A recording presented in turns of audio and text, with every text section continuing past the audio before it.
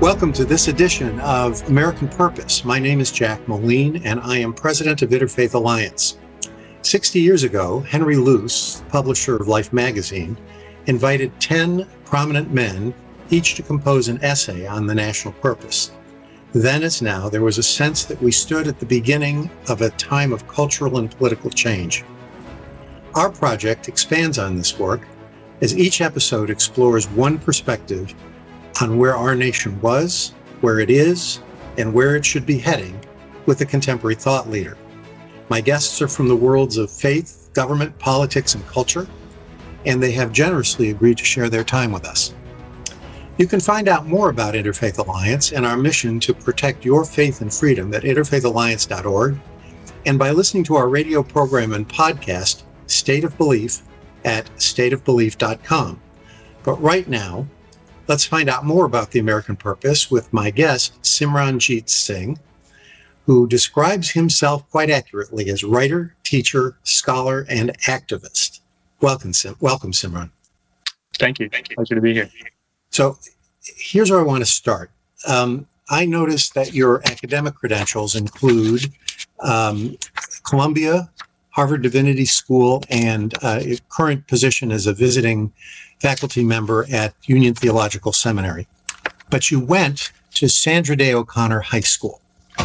And Justice O'Connor, who unfortunately is not in the best of health these days, took as her mission when she retired from the Supreme Court the promotion of civic education in the United States, particularly among school children.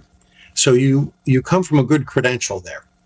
And in your opinion, in that context, what was the original national purpose of the United States? Well, it's a good question. I think the original purpose for the United States was really to create a place of equality. I mean, I truly believe that this was the intention, and to create a structure that allowed everyone to thrive, no matter their background, no matter their beliefs, no matter how they looked. I think that was the intention. Now, there were realities then, as there are now, that show us that this dream has not been achieved, and for good reasons, actually, if we look historically as to why. But I think the purpose at the end of the day was to create a system and a society in which people could pursue life, liberty, and happiness in the way that we describe. Do you think that our founders imagined people like, for example, you and me, as being part of that context of equality that you think they were trying to create? No, I don't think so. I mean, if we, you and I weren't there at the founding of this country, but other people who were racially and religiously different were present, and were denied the basic opportunities that we would consider to be foundational to equity and religious freedom generally, I think. And so I don't think this country was imagined in that way, just in the same way that so many of our institutions and systems today are structured in a way where it's clear they weren't created and legislated in a way that were they weren't created in ways that imagined the coming in of groups like ours, right? Like a Jewish person or a Sikh person. There are so many ways in which we encounter discrimination, not necessarily because it's malicious, but because there was no intention or no imagination that these people would be part of this society. And I think there are so many roadblocks that we still encounter every single day that comes from this failed imagination. Imagination is a great word when we talk about original purposes and now. And so let me ask you to imagine a little bit. What do you believe is or ought to be the American purpose going forward? Oh, I mean, to me, it's clear what we have to do. We have to open up the tent.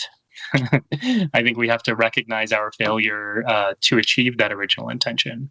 What were the biases in our minds? Not you and me, but as a nation, What was the national consciousness? Who was imagined as being part of the community and who was excluded? And how do we now correct that error? I think that's what needs to change. I think doing that, first, I think acknowledging that this was the failure, and then taking the measures to correct those errors, all of the missteps that were taken subsequently, that would enable us to really live into this purpose, to really live into this intention of creating liberty and justice for all, right? Like, I think it's very clear today more than ever, or at least within my lifetime, that there are two Americas, that there is in America that is favorable towards those who have access to wealth, who come from certain backgrounds, who have certain skin colors. And then there's another kind of America in which people don't have favorable access to justice, don't have favorable access to a workplace, don't have favorable access to education. And so what does it take to bridge those two worlds? I think it requires a substantive shift where we say, what we did before was a failure. We've created all these structures that have failed our people. And we need to start over again and say, this was our intention. This is where we want to go.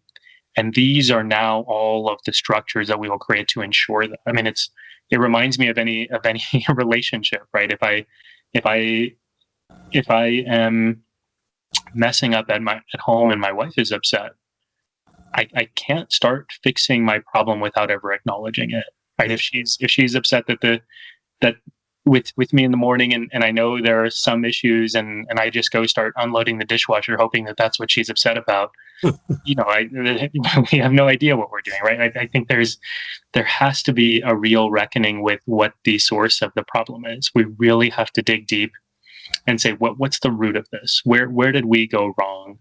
Why are people upset? What are the symptoms? What are they experiencing every single day? What are the manifestations of our problems? And then instead of picking and choosing individual problems, like we're so apt to do, we can really get into the core of the situation. I think that's where we need to go. So, our society rests on some of these foundational values that you've talked about, and probably more. Some of them are admirable, like equality and equity, and some of them not so much. What one or two values are worth doubling down on?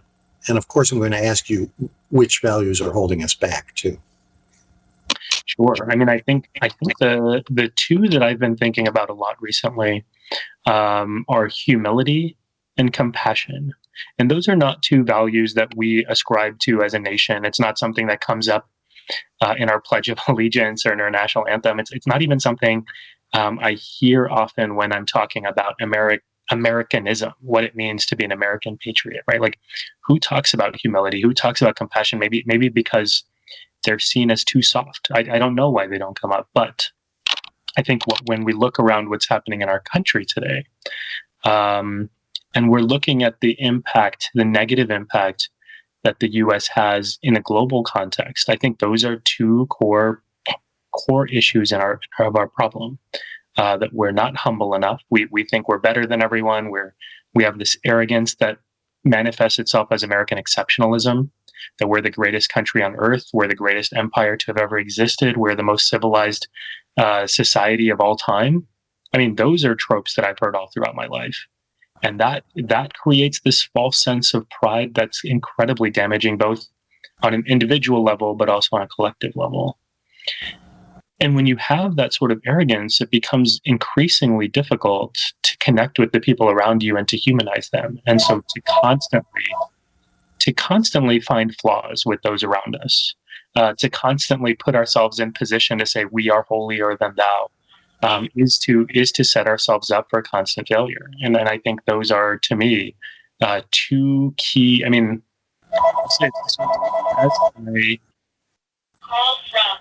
as I meet with students across the country, college, high school, middle school, elementary, as I meet with them and I see where their heads are at and I see where their hearts are at, I think that's the thing that's missing. I think we are not giving them this sense of connectivity. They don't have the empathy. It's not taught to them. It's not instilled in them. We are taught to look out for ourselves. It's very individualistic. It's very egotistical. And at the end of the day, it leaves us really unhappy and empty. And I think that's something we need to work on.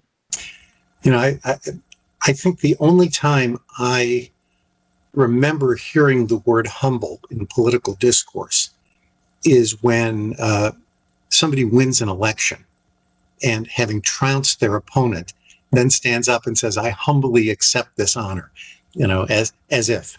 So, very, very interesting. Is there something that holds us back from progress on those two values that you've lifted up for us? I think the biggest thing is if we can go back to this idea of American exceptionalism, that we are a chosen people that have a promised land, that lived into our manifest destiny, all these ideas of what it means to be in America, this myth that we've created for ourselves. It does us incredible damage, right? Like I'm thinking specifically of what I learned about Christopher Columbus growing up, right? Like in my mind, I grew up learning about him as not an American hero, but as a world hero, like one of the greatest people to ever live. And you grow up and you learn the truth about what's happening. You're like, oh my God, is this really the guy we want statues of in every city in America? I mean, do we want streets and cities named after somebody who was genocidal and truly believed, in his heart believed that it was his God-given right to murder people who were indigenous because he saw them as heathens? I don't want that. I don't want that for my kids. But this is the myth that we purport to our children. And when we slide those kinds of realities of our existence underneath a rug, we're not just ignoring them. We're building on top of them, right? Like this is the foundation of this country. And until we reckon with that, we're never going to be able to truly come out of this on the other side. And so I think that is really harming us, our inability to look ourselves in the mirror and say, you know what, this is where we are, and this is who we are, and this is what we're proud of, and this is what we're not proud of. I think that's something that's really holding us back. So it's particularly difficult when the capital of your country is named for someone like Columbus. And the exceptionalism you're talking about is very much tied up with people's notion of a biblical vision of America, which is only a sacred story for a segment of the population, however large or small. Most of our constitutional guarantees, in fact, emphasize our commonality. But the first freedom in the Bill of Rights is very personal. It is about religion, freedom of conscience. What are the values that are rooted in your personal belief system, in the Sikh tradition, that you commend to those who don't share your faith? I would say that there are three principles that are really at the core of the Sikh faith that I think are not limited to people of our tradition or any religious tradition or even religion at all. At the core, Sikhs believe that we are all connected. And I think this idea of interconnectedness has never felt more real than it did this past year with the pandemic, right? We realized that quite literally our well-beings are tied up with one another's. And so I think that's a key principle that we would all do better to recognize. The second one there is if we are truly able to see ourselves interconnected, and we're constantly recognizing our interconnections, then we're able to live with love. I think what it means to truly love your neighbor is to see your neighbor as being connected to you in some way, right? Like that's what a relationship is. It's a connection. And so this idea of radical connectedness, of feeling so connected to the world around you that you are loving it, that's the goal in our tradition. Like you just want to be in love. And the third is if you are truly feeling connected and you're truly feeling love, then the natural expression of that is service. And so in our tradition, we place immense emphasis on serving the world around you, working for justice. It's not just rote activism. It's not just doing stuff. It's doing stuff for other people out of love. And I think that's a critical component. I mean, I think that to me is the difference between justice and activism, right? Justice is, as Dr. Cornel West says, justice is love in public. And so I think that really speaks to me. I think we would all be better if we lived in that way. Like when we showed up to serve the world around us, we did it out of the love. I mean, just imagine how different our world could be if we lived that way. See, I don't think anybody in America would disagree with you about the value of love. But what you're talking about here is a very different ethos than we have in the United States, because our focus on individuality, on individual achievement, and particularly in our economic system, on acquiring rather than giving, makes life very, very different than the principles that you're suggesting there. So how should we pursue engaging those three very admirable values in our national purpose? How do we do that?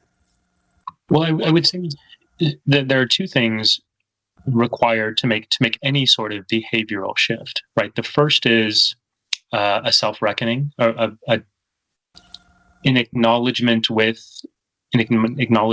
of where we are individually, where we are collectively, and then as part of that, a desire to do better.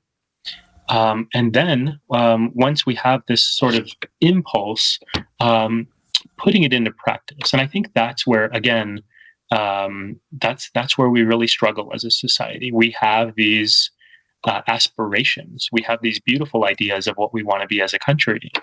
But if you look at the ground on how we practice those ideals, I mean, we don't.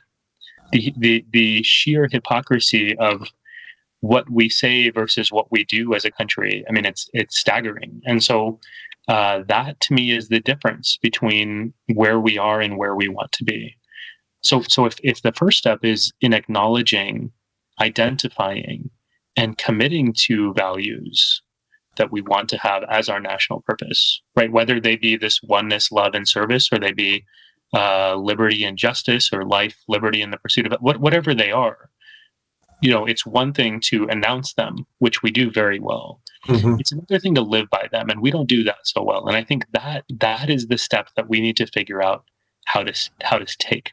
What are we going to do to ensure that our political systems reflect our values? What are we going to do to ensure that we as communities live by our values? What are we going to do to ensure that we as individuals live by? I mean, it has to be a coherence in order to actually bear this out.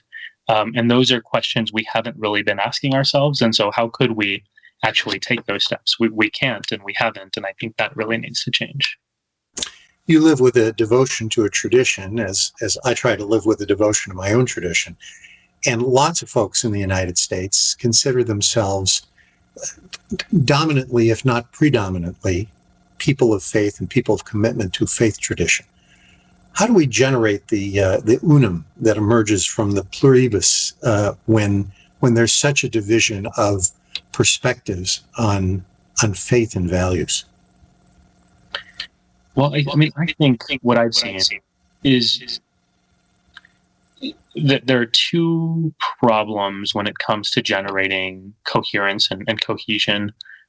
One is a challenge of dealing with difference. So often we have been socialized into a supremacist mindset where we are taught that all of these things are competing. Everything has to be created in a hierarchy. One thing has to be better than the other. So you figure out for yourself what's better and what's worse. When it comes to religion, so many of us end up picking our own perspective and saying, I have the answers and you all are wrong. And I think, we have to take seriously the idea of religious supremacy. Now we talk about racial supremacy. We talk about white supremacy in this country in a way that we haven't publicly before. It's time we start thinking about this idea of religious supremacy. How damaging is it when we come out and say that my way of thinking and living and believing is better than yours? And we've had centuries of violence because of that particular mindset. And so I think that is a real problem. And then we don't talk about it.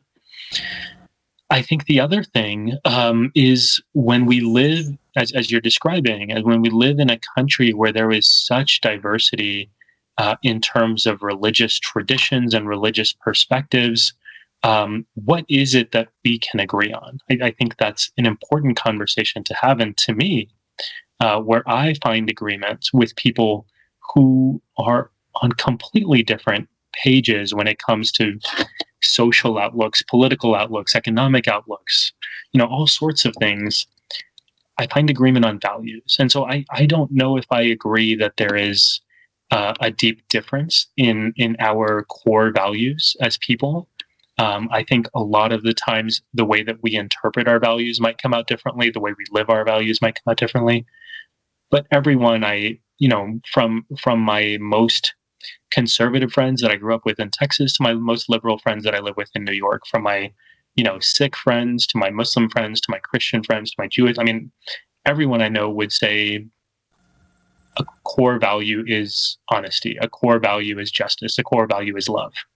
And so if we can start there, I think that would be the place to really create a groundwork for cohesion. So what is the role that the individual plays in pursuing our national purpose? Well, everyone plays a different role, and I think that's important to recognize. Some people are builders, some people are antagonizers, and both are important, right? In any movement, in any society, you need that sort of tension. But I think what we need to be thinking about